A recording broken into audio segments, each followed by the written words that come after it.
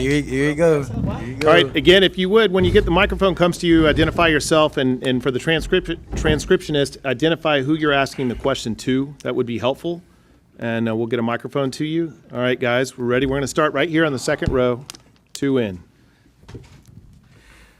Hi, Hood Rubino, Devil's Digest. This is a question for Xavier. This had to be like a whole redemption tour for you after being denied by the NCAA eligibility last year. Just talk about what are your feelings right now. I mean, you definitely put in, the work and the sacrifices to be where you're at right now. Man, it's a surreal feeling. I can't put any words on it. I'm just blessed to be in this room, be up here next to these 3 guys, be on this team. But when I made the switch, I want to credit Coach Dillingham and the whole staff, the university, because they took a chance on me out the portal, knowing that I could be, ineligible. And when that news came back, nothing changed. The only thing changed that was I couldn't play. So, these guys, they stuck by me the whole year, motivated me, kept me going, each and every day. I showed up in the building even though I knew I couldn't play.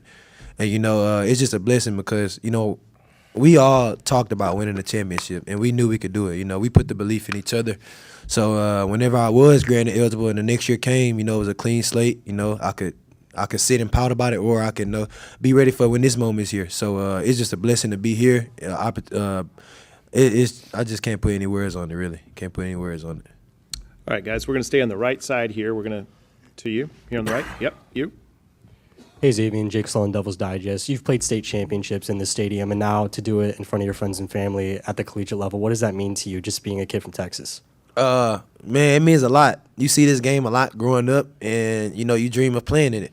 And, you see this stadium a lot, you dream of playing it. I got to play in it twice before now, in the high school level. And, it's just nothing but God that I got to do it again, a third time. Last time I was in here, confetti was raining. So I took that as a sign that, this time same thing would happen, especially with these guys and the belief that we had on the team.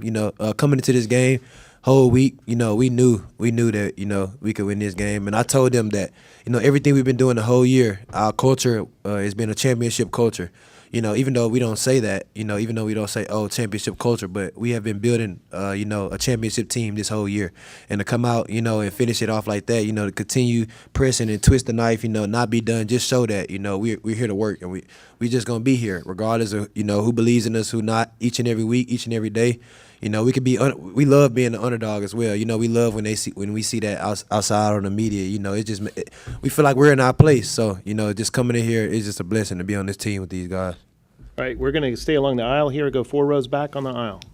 Shahan Gerard from CBS Sports. This is for Sam. I'm curious, can you tell me a little bit about how Cam is on the sidelines, especially when you guys aren't in the game? I mean, what's he kind of like? Yeah, he's a little bit of a spaz, But, he's just talking over scheme and telling me what he sees on the field and exactly what he's thinking, and talk about a super cerebral player. He's one of the best that I've played with, just minds, if not the best. I think back to his little run around and throw. I shouldn't have done that probably, but he knew where I was at, so it wasn't going to be intentional grounding, so it was actually a super smart play. Smart play. And then Smart play. but the kid's just he's unreal. So, all right, guys, we're going to go on the right-hand side, 6 rows back to Chris. Cam, Chris Vannini with The Athletic. You were having a lot of your teammates sign your belt after you got that. Why'd you want to do that? My O-line, because we wouldn't be in this position if we didn't have them. Me and this guy right here were scoring touchdowns. Those guys have put in the effort to get better every day.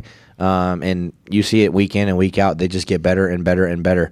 And I don't know how many yards I have this season, but they're the reason for it. And even being in the Heisman talk is awesome.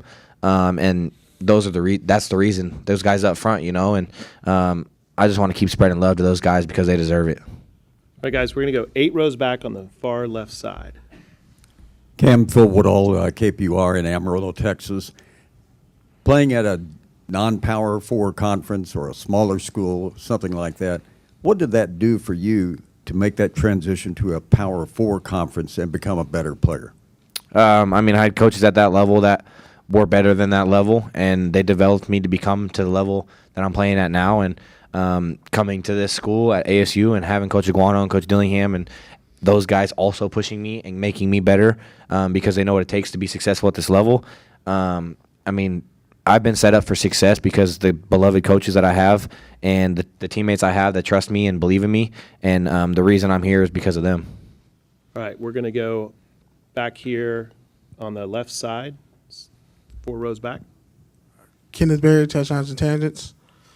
For Sam and Xavier, obviously, you know, DB, quarterback, when that targeting play kind of happened, what were both your initial reactions, and what was your reaction to the explanation of why it was targeting and why you got ejected? Honestly, with all the different types of targeting, I thought that was a pretty clean hit.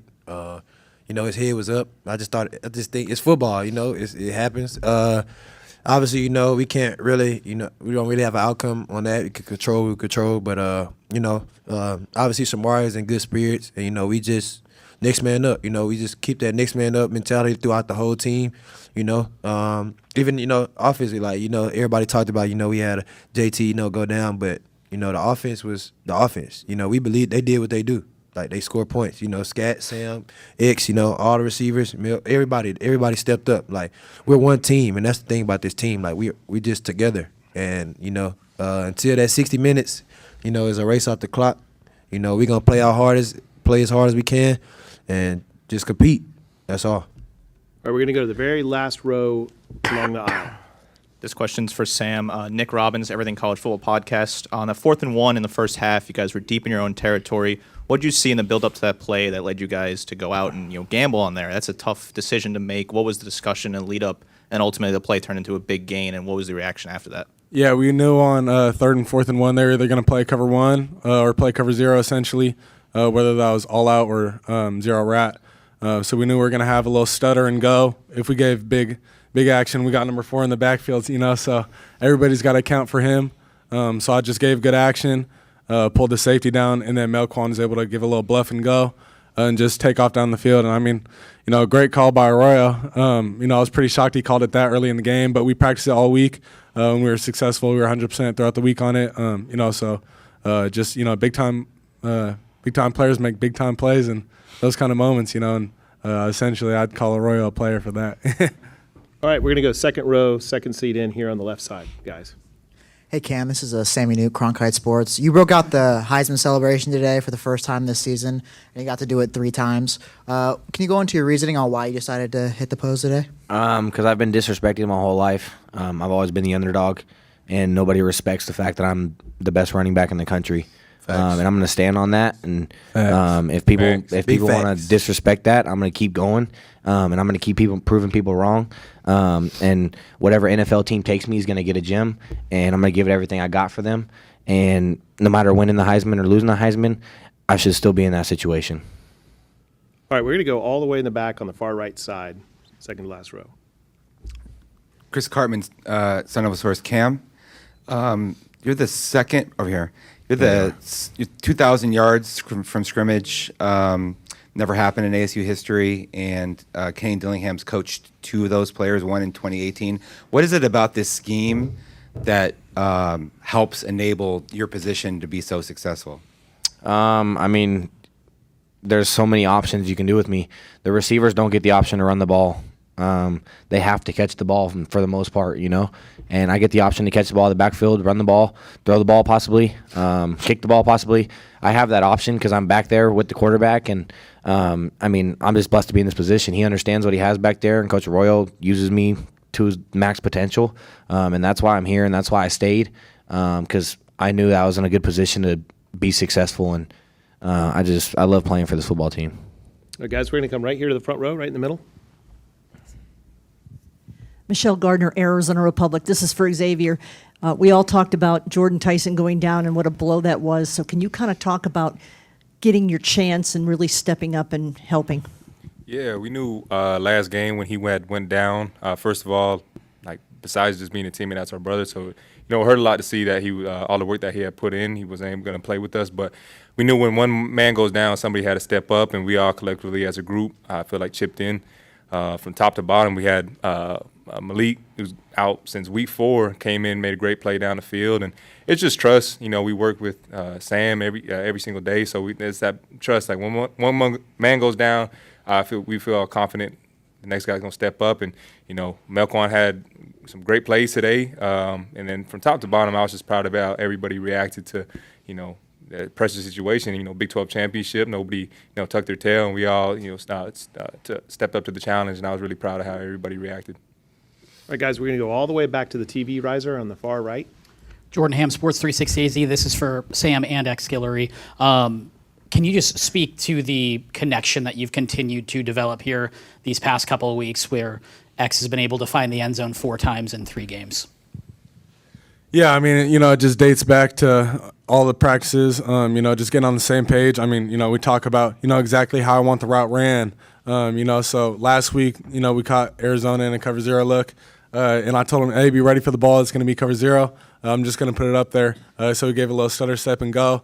Massive play, and then, come out here and catch 2 slot fades in some big-time moments, So nothing but props to him and just the work that we put in, and, so I'm just super happy and proud of him.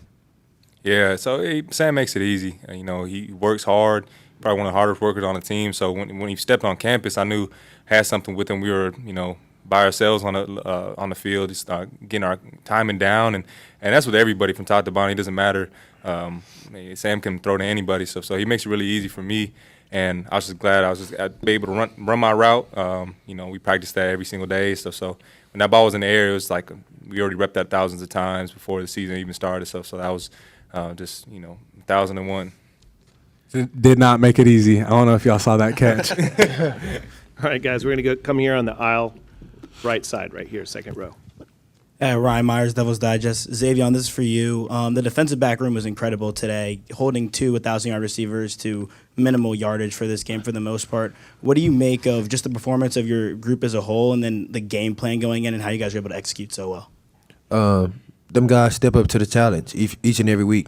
Us as the DBs, when we got together this summer, the way we worked, we wanted to be, one of the best secondaries in the country. And, we feel like we put in that work to do that. All we have to do is come out and show that throughout the season. We've been getting better and better each week, all those guys, and it's kind of, I want to say this too, I made first team all conference, but each and every one of them guys I play with should be on that list. Like, there's no way possible that they don't make those lists. And there's no way possible I don't make that list without them. They make my job easy. The way they communicate, just the players they are physically, Javen getting the forced fumble, coming up tackling, Keith with the interception, like Shamari coming in forced fumble, Ghost coming down making tackles, me making like one of the best secondaries in the country from top to bottom. So, we challenge each other throughout this summer. I challenge them a lot. You can ask them myself. Sometimes it was uncomfortable. DBs, you got to kind of be tight. We like brothers. It's just us 5 out there. So each and every ball that's thrown, behind the linebackers and D-line, that's on us. So, we step up to that challenge each and every week. And 2,000-yard receivers, 3, 4, we're going to step up to the challenge each and every week. It don't matter who we play, what logo, it don't matter. I feel like we got the best secondary in the country and for sure in this conference. All right, we're going to stay on the right-hand side and go 8 rows back in the middle. All right, this question is for Cam. I'm just wondering, and this is Chad doing iHeartRadio, was it during camp or was there a point during the season when you knew that you had a special group, that this team had a chance to compete for a Big 12 championship? When was that moment? When we had guys pushing other guys in a positive way.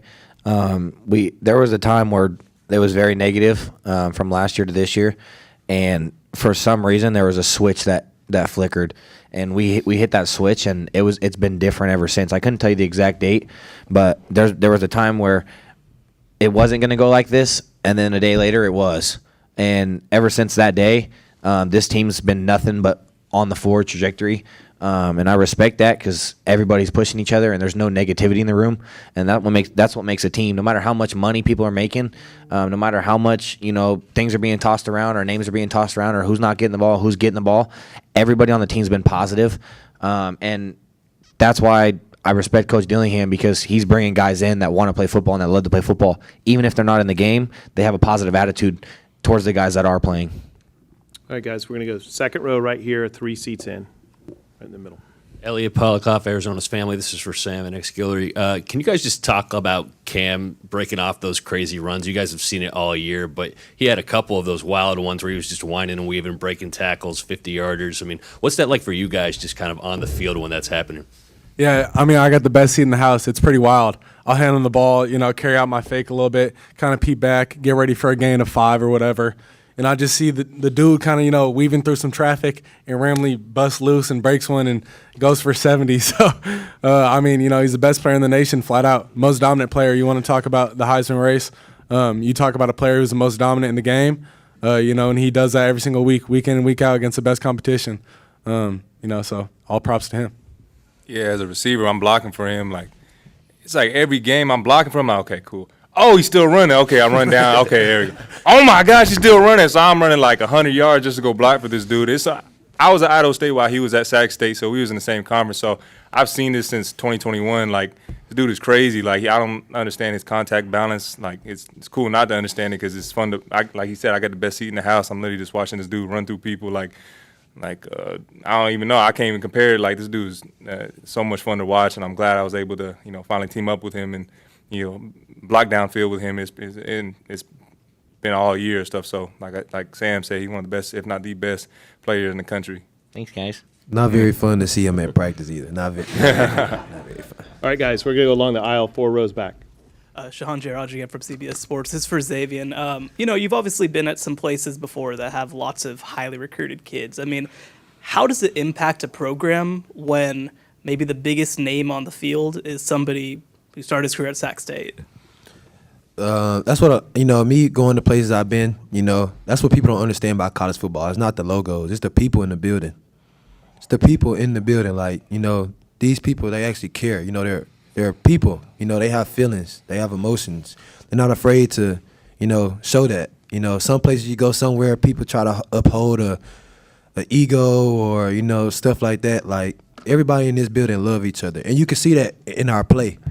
We play like we love each other, and like I said, it's not about the logos. They predicted us last. They predicted us to be last in this conference. But I guarantee you, nobody in the building thought we was the worst team in the conference. And that's because we believe in each other and we care. We see the work that we put in. Nobody sees the work that we put in. Nobody's there in June 1st, June 2nd, 3rd, July. Nobody in fall camp, day 16, 17, where me and this guy been going heads up every day and Sam been throwing at it, going against the receiver. Nobody sees that. Nobody sees that. And like I said, logos don't mean anything. What makes a team special is the team and the people in the building. That's why we're sitting here right now, because we believed and we continue believing. We continue pushing through the ups and downs, through the losses, that we had, through the injuries. We continue pushing and we continue believing. And that's why, we sitting up here conference champs. All right, we got time for 2 more questions. We're going to go second row on the far left side on the aisle. Patrick Allen, Current News. This is for Xavier. So first, where you're I don't know who Cam's I'll say a little bit of Josh Jacobs.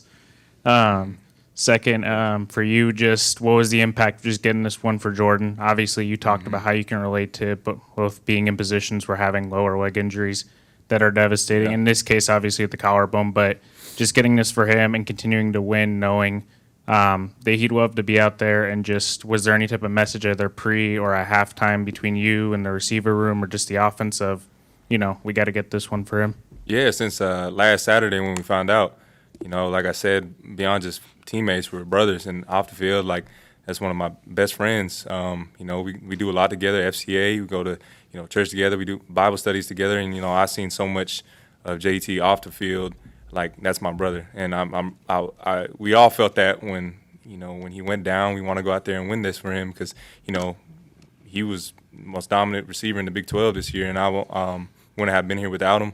So we were all glad just to chip in, and glad he was here to see that. And that's one of my best friends, and I wanted to make sure that we got this win for him. And I was just glad to see him out there just coaching everybody up. He was still just as much in the game as if he was playing and stuff. So that's just a testament to who he is as a person and his character.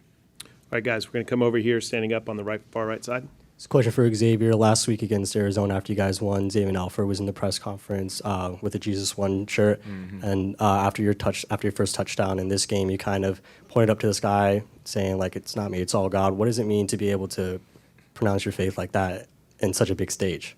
I'm glad you asked that. I appreciate you asking that.